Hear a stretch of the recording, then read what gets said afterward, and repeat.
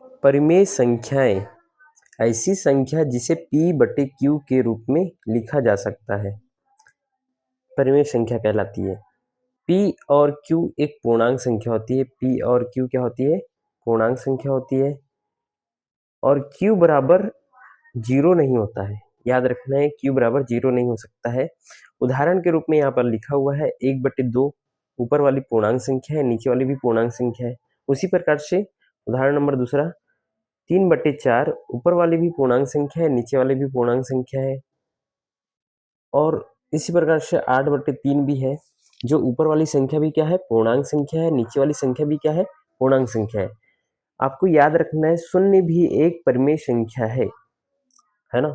शून्य भी एक परिमेय संख्या है, -7 भी एक परिमेय संख्या है। ये सभी परिमेय संख्या के उदाहरण है जिसे p बटे q के रूप में लिखा जा सकता है। और p और q क्या है यहाँ पर? पूर्णांक संख्या, है ना?